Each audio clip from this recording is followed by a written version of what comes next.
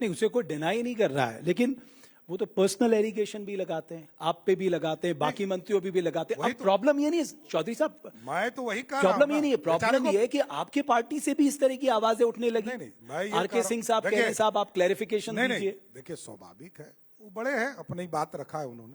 नहीं, आपने सुना ना उनकी बात? मैं ये कह रहा हूं, नहीं उन्होंने कहा क्लियरफाई करना चाहिए। हाँ। मैं रोज कर रहा हूं, ऐसा नहीं है। देखिए एक चीज समझिए, मेरे ऊपर 3 आरोप लगाया कि आप हत्या के केस में जेल गए। इस समय डिफर कब किया? मेरे को लालू प्रसाद जी ने जेल में फंसाया, मेरे 22 लोगों को जेल में डाला, और उस केस में human rights commission government of India ने बिहार सरकार को प्लेंटी किया, मुख्यमंत्री ने सार्वजनिक माफी मांगा, माई बाय बाइज्जत बरी हुआ। अब एक दूसरा, मेरा नाम सम्राट चौधरी उर्फ राकेश, इसको कोई नहीं डिनाई कर, कौन डिनाई कर रहा है? आज भी आप मेरे किसी भी बैंक खाते में, मैं देखिए नाम बदलने का प्रोसेस है, आपको विज्ञापन देना होगा, क्योंकि बेचारे नए हैं। मैंने क्या कहा? नया है, जानकारी नहीं है। मैंने कहा कि मेरा नाम सम्राट चौधरी उर्फ राकेश कुमार, मैं तो चुनाव लड़ा हूं इस नाम पर, मैं कैसे बदल सकता हूं? सवाल ही नहीं उठता है।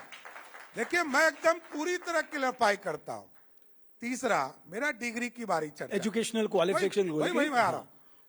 जो मैं लिखता हूं वही बोलता हूं, वही मेरा डिग्री है।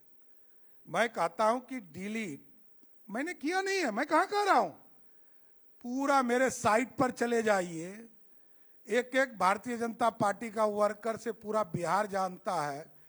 2019 में मैं चुनाव नहीं लड़ पाया, तो मैं इसी सब चीजों में, कागज के कामों में लगा। तो डिलीट की उपाधि एक हमको एक यूनिवर्सिटी ने दिया, यूनिवर्सिटी ऑफ कैलिफोर्निया। अरे भाई कहीं का वो तो देता, कैंप तो यहीं होता है। अच्छा। कैंपस यहीं होते हैं। देखिए ये मैं कोई डॉक्टर नहीं लिखता हूं कि मैं कोई अपराध कर रहा हूं, मैं डॉक्टर नहीं लिखता, डॉक्टर सम्राट चौधरी नहीं हूं, मैं सिर्फ सम्राट चौधरी हूं, ये मुझे पता है। इससे ज्यादा मेरा कोई चेहरा, कोई मेरा दूसरा इमेज नहीं है। इसलिए कोई गलतफहमी किसी को हो तो मैं कुछ नहीं कर सकता हूं। मैं पूरा क्लियर हूं, और मैं लोअर कोर्ट लड़ा हूं, हाई कोर्ट लड़ा हूं, सुप्रीम कोर्ट लड़ा हूं। अरे न्यायालय ने जो तय किया वही हूं। तो आपको जब सार्वजनिक आपकी छवि को डेंट किया जा रहा है, आज सुबह मैं दूसरे लोगों से भी बात कर रहा था, आपके पास न्यायालय जाने का आप क्यों नहीं मानहानि करते उनके ऊपर? क्रिमिनल कंटेम्प्ट करिए उनके ऊपर। एक चीज बताइए, रोज तो केस हो ही रहा है बेचारे पे, ये सब चुनाव के बाद दिखेगा तब नहीं, सब तो कुकुर मुत्ते की तरह आया है चला जाएगा। देखिए बहुत सहना पड़ता है, मैंने पहले ही कहा, ये तो अभी आपने देखा है ना, मैं तो 25 साल से सह रहा हूं, मैं सबको देखा है, और मेरा स्पष्ट मानना है, ऐसी जरूरत पड़ेगी तो केस भी करूंगा, इसमें क्या जाता है, कौन छोड़ने का चीज है। अभी युद्ध है, तो अभी आप डिफेंसिव नहीं रहेंगे? नहीं, युद्ध में डाइवर्सन नहीं होता है। देखिए ये सब तो प्लांटेड है ना। तो आप कह रहे हैं डाइवर्जन टेक्टिक्स? ये एकदम ये प्लांटेड आइटम है। आपका चैन छीनने की कोशिश है। लड़ाई हमारी नहीं, लड़ाई हमारी कहाँ है हमको पता है। ये सब बेचारा इधर उधर घुमा रहा है, घूमने दीजिए। बिहार की जनता भी समझती है कि एक वोट भी गड़बड़ाया तो लालू यादव जैसा गब्बर सिंह आ सकता है, इसलिए सब समझता है। बट 20 साल पहले का डर दिखा के पब्लिक पे वोट मांगना, किससे? आपकी जो आज की जो जनरेशन है, आपको लगता है वो इस पे विश्वास करेगी? भाई आपको तो अपना इकोनॉमिक मॉडल दिखाना होगा। भाई साहब किससे कंपैरिजन करूं? ममता दीदी से करूं, हेमंत सोरेन से करूं, बांग्लादेश की सरकार से करूं, नेपाल की सरकार से करूं, किससे करूं? तो आप तो कंपैरिजन जो कंपैरिजन इसलिए नहीं कर सकते, आप जो समझिए, आरजेडी और नीतीश कुमार जी ने बस लड़ाई सरकार बनाई, उससे भी आप कंपैरिजन कर सकते हैं। लड़ाई वही है, नीतीश वर्सेस लालू, वहां तेजस्वी भी नहीं है, पहला ध्यान रखिएगा। जैसे उत्तर प्रदेश में सरकार बनी, मुख्यमंत्री बने अखिलेश यादव, तो पहला सुपर पावर मुलायम सिंह, दूसरा शिवपाल यादव, तीसरा रामगोपाल यादव, 3.5 पर अखिलेश यादव। बिहार में सरकार लालू प्रसाद की सरकार बनती है, राष्ट्रीय अध्यक्ष तो वही है ना। हमारे पार्टी में आपको पता नहीं होगा, मेरे किसी वर्कर को नहीं पता है कि अगला राष्ट्रीय अध्यक्ष कौन है, लेकिन सब पार्टी में पता है कि राष्ट्रीय अध्यक्ष कौन है। एगो साथी का आपने नाम लिया ना, वो बेचारा का राष्ट्रीय अध्यक्ष कौन है, वो पार्टी में अपने नीति सिद्धांत वाला नया बिहार बनाऊंगा, एगो राष्ट्रीय अध्यक्ष नहीं मिला, वो लेना पड़ा भाजपा से उधार में, समझ गए।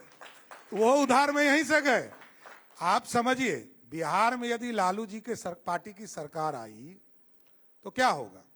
पहला सुपर सीएम लालू प्रसाद जी, दूसरा राबड़ी देवी जी, तीसरा मीसा भारती जी, चौथा तेज प्रताप जी, पांचवा रोहिणी आचार्य जी, 5.5वें स्थान पर तेजस्वी यादव होगा। तो कैसा बिहार बनाना है, यही तो सोचना है ना कि हमको बिहार कहां ले जाना है। लड़ाई किससे है? लड़ाई तो लालूवाद और नीतीशवाद में, एक के साथ मोदी जी हैं, एक के साथ राहुल गांधी जी। तो हमको तो तय करना पड़ेगा, चिंता करनी पड़ेगी कि एक तरफ 55 वर्ष तक भारत को लूटा कांग्रेस पार्टी ने, और 15 साल तक लालू जी प्रमाणित, बिहार में कौन नेता है जो प्रमाणित अपराधी है? लालू जी है ना, और तो कोई नहीं। देखिए, न्यायालय तय करता है, जितनी बातों को हम बोलते हैं मीडिया में, तो न्यायालय तय करता है कि चीजें क्या होना है।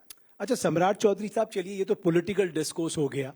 अब जरा यूथ के लिए भी बताइए कि साहब आपने कह तो दिया कि हम 1 करोड़ रोजगार देंगे, उसमें भी बड़े पैमाने पे सरकारी रोजगार देंगे, तो आपका जो इन्वेस्टमेंट का जो आगे आने वाले समय में जो आपका सोच है, वो किस तरह से आप उसको इम्प्लीमेंट करेंगे? एकदम अच्छी बात आपने उठाया। देखिए, 1947 से लेकर 2020 तक मैं कह सकता हूं कि बिहार में इंडस्ट्री के लिए जो जमीन उपलब्ध था वो 7,000 एकड़ था, और 2020 से लेकर 2025 तक अभी आपको पता कीजिएगा तो आज के तारीख में 28,000 एकड़ जमीन हमने इंडस्ट्री के लिए चिन्हित किया। और कैसा जगह चिन्हित किया ये भी बताता हूं। एक्सप्रेसवे बना रहे हैं मोदी जी, नीतीश जी, पटना से पूर्णिया, गोरखपुर से सिलीगुड़ी, हल्दिया से रक्सौल, ये काम पूरा होगा अगले 3 साल में। हम लोगों ने दिमाग लगाया आगे, तो क्लस्टर बनाएंगे। हाँ, क्लस्टर शुरू किया।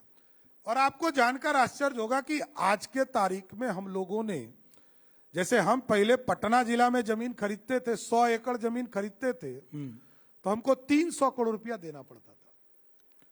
अब हम जमीन एकदम देहात में खरीद रहे हैं, एक्सप्रेसवे के बगल में खरीद रहे हैं।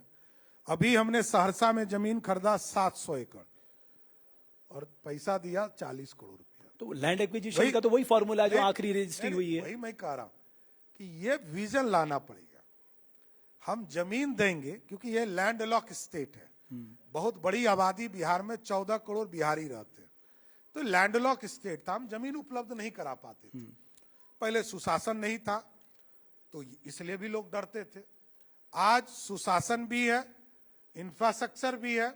आज पटना से जो आपको इंडस्ट्रियल कॉरिडोर का सबसे बड़ा केंद्र जो श्री बाबू ने 1952 में बनाया, बेगूसराय, आप चले जाइए, आप 1.5 घंटे में पटना से बेगूसराय पहुंच जाइएगा।